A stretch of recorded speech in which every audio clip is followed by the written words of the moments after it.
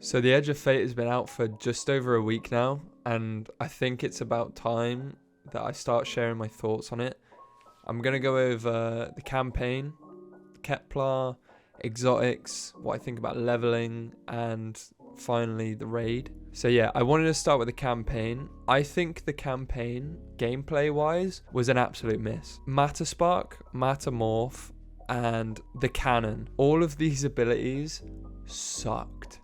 I hated learning all of them. I get the first half where you're trying to figure out how to use the abilities, how they work, what they mean. But when you get about 2 hours into it and you're turning into an electric ball to fit into a tiny tube, to just hold W to get through the tube, to come out the other side, zap a circuit to open a door that you've done 1,000 times already, it starts to become a little bit tedious. And it's the exact same feeling with the cannon and the Metamorph as well.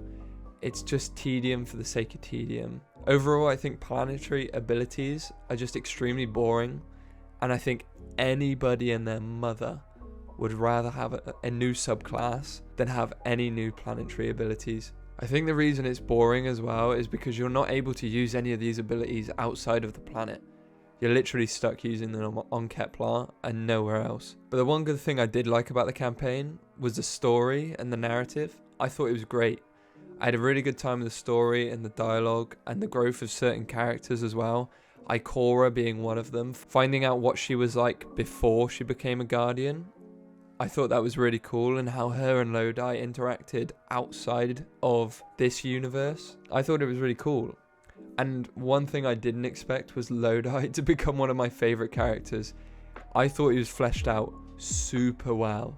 His character, his dialogue, his delivery on lines, I thought were fantastic. I really hope they continue to do stuff with Lodi, because I think he's a really good character and he could go way further, especially with how like the ending went with the 9 and all that. I will go into that, but yeah, I think Lodi is just a great character overall. I thought the ending of the campaign was really well done as well, cutscene wise anyways. Well, I mean, it's Bungie. Cutscenes for Bungie are just like their thing.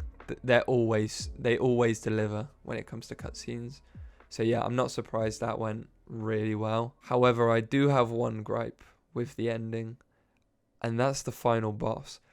The final boss for this campaign might be the lamest final boss we have ever had. What the fuck was that?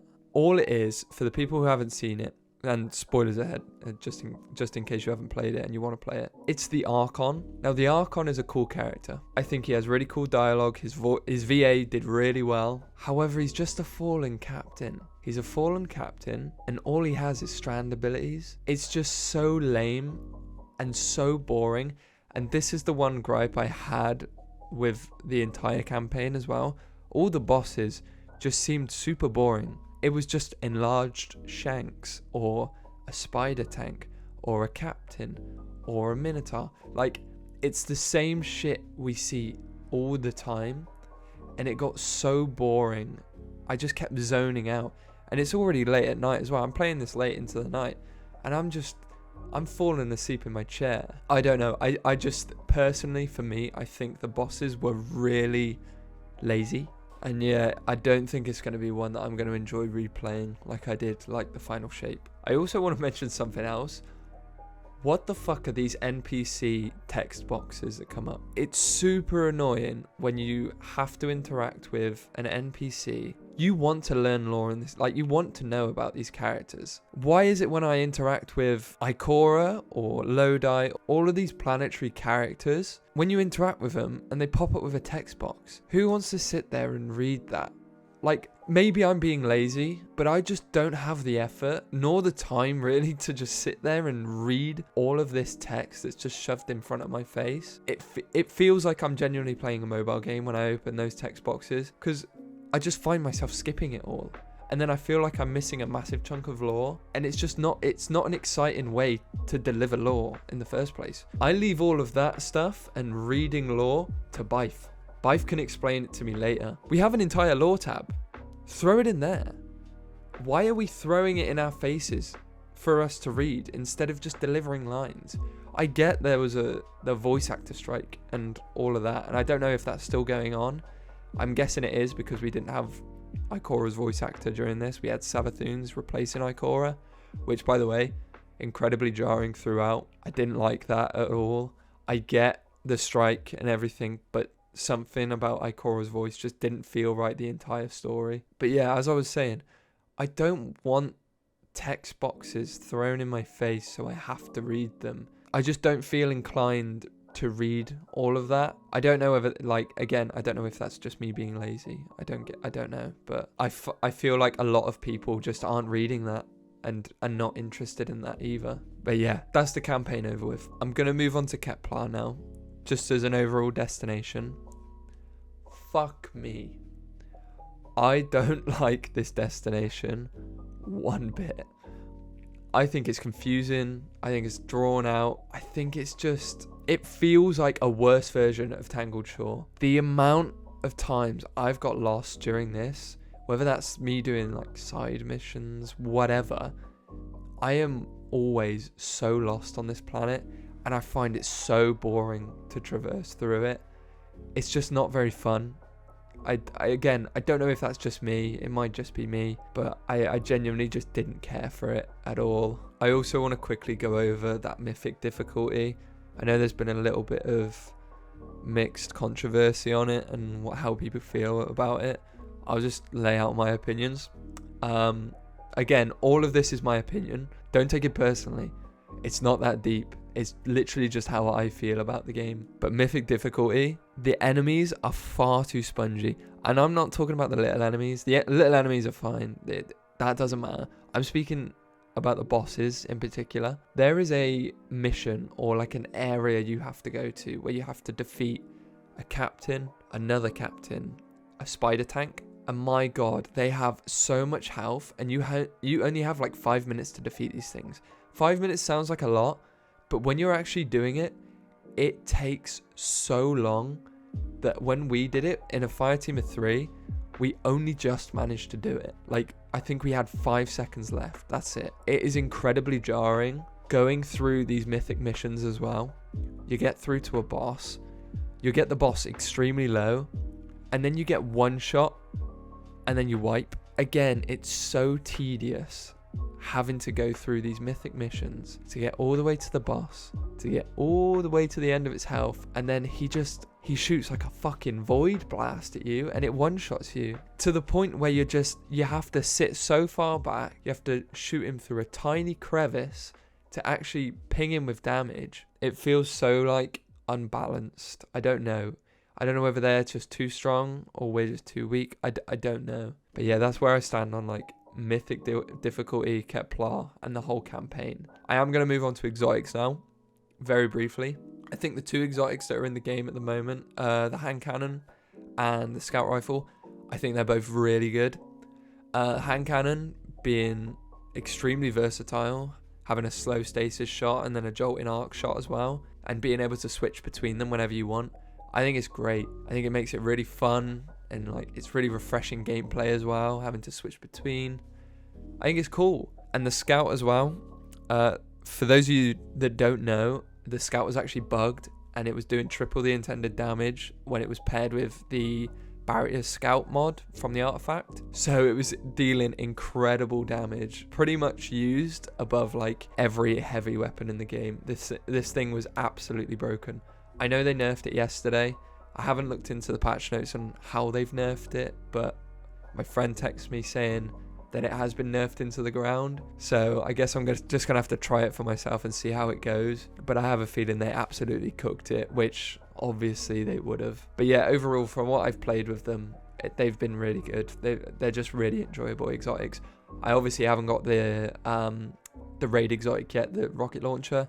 I've heard it's good. I will get it eventually, and maybe when I get it, I will go over it a little bit, but that's for a later date, and no, my luck, that won't be for months and months down the line, but we'll see. Now, I'm going to go on a bit of a tangent here, and I'm going to talk about leveling. So, the whole idea behind leveling was to get people to be able to play what they wanted, when they wanted, and they could level up to the cap without being forced into activities that they didn't want to do. So, if I didn't want to do any raids or dungeons to get some pinnacles, I didn't have to. I could do lost sectors, I could do strikes, whatever. I could do what I wanted to get to that cap.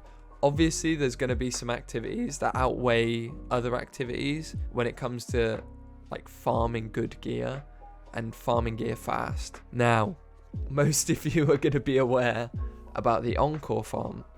Now, the Encore farm was giving out like 4 or 5 rewards upon completion, and you were able to bang this out in like 10-15 minutes. Depends what team you're with, but we were doing like 11-minute clears like every time, and it was really good. It was really fun. However, Bungie removed this activity randomly. 2 days after this farm was found, they removed it. They said as follows: "We have identified an issue where the Encore mission is substantially easier to complete and dropping higher quantities of rewards than intended with Pinnacle Ops.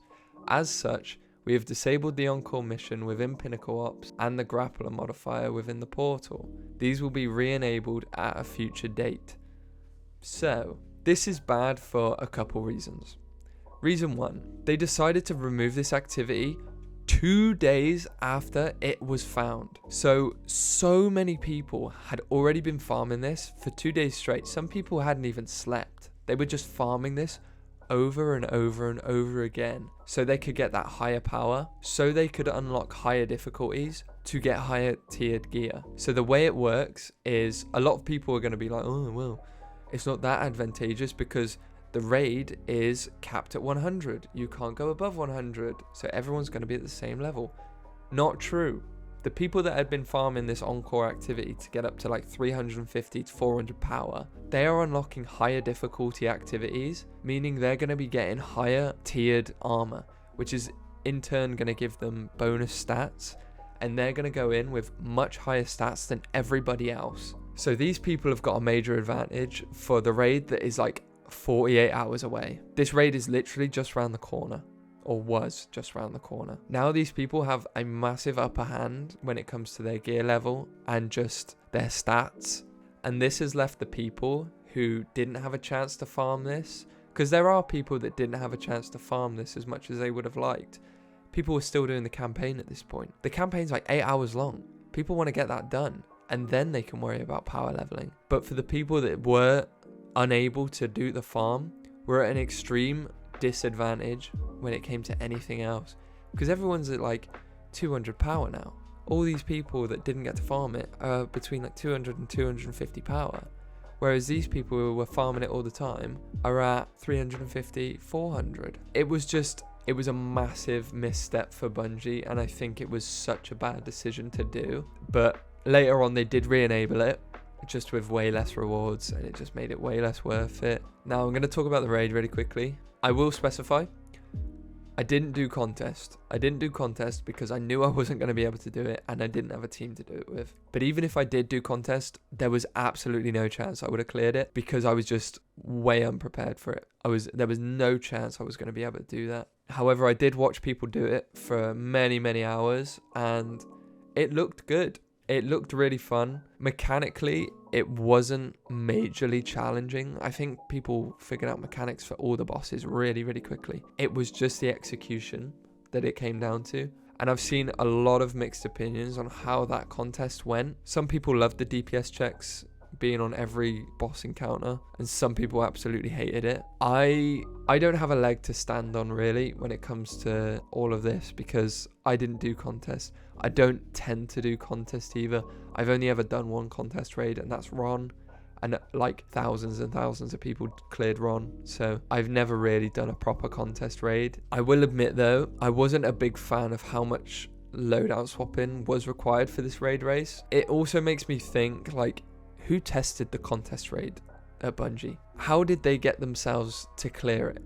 I don't get it. I am really interested to see what they used to test it and whether they did even clear it or not, because there is zero chance they cleared it themselves. I can't see it happening. These people were swapping between like 3 different loadouts at a time just to even get to like the damage. Yeah, I don't know whether people were clearing it. I will say though, like, I've done a couple encounters myself. I haven't completed it yet, but I have done a couple encounters, and the ones I did do, I did enjoy. Like, I really did enjoy it. But I am going to say the boss designs for all of the bosses, excluding the last one, is extremely lazy. What have we got? A hobgoblin, a hydra, and a wyvern.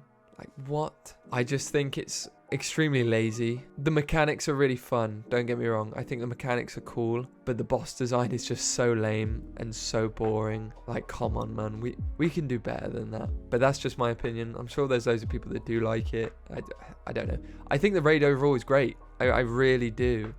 And I am looking forward to doing it with my mates rather than LFGs, because I have been doing it with LFGs just because my mates aren't available to do it. But again, that's for a later date. So we'll see how much how they get frustrated with it, I guess. So to round things off, did I like the expansion more than other expansions? No, not at all. Like I said, the campaign gameplay was so mid, if not worse than mid. The narrative was great. The story was really good. But did I enjoy it more than the final shape? The Witch Queen Forsaken? No, not at all. It felt extremely lackluster to me. Again, my opinion. No one else has to agree with me. Just my opinion. Please don't be offended. Do I think this will have a decent amount of content throughout the 6 months to keep me playing until Renegades? Personally, I don't think so. I'd love to be proven wrong, though. We do also have Ash of Iron dropping later this year, so we do have something to look forward to. I think we're going back to the Plaguelands from Rise of Iron, so that'll be fun to see what they do with that. Did I enjoy the raid? The parts I have done, yeah, I think it's great. I think it's the best part of the expansion by far. Being able to pick what boss you want to do first, in what order. It's super like OG Levy vibes. It's really cool. I think it's a great idea. Is it going to work for every raid? No, absolutely not. And it shouldn't be used for every raid, because people also like the puzzle encounters. We didn't have one puzzle encounter in this one. It's just boss, boss, boss, boss.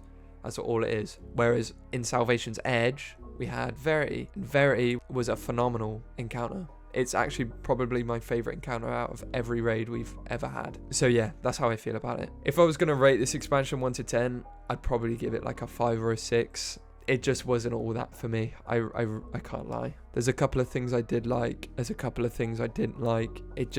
This expansion really wasn't tailored to me. And maybe it's just because I am veering away from Destiny a little bit. I'm not feeling as good as I have been with the game. And again, that might be my fault. Maybe that's just not what I'm into anymore. But never mind. Yeah, those are my opinions on how I thought the expansion was. Again, you don't have to agree with me. I'd love to hear what you guys think about it, but please let me know. And yeah, appreciate it.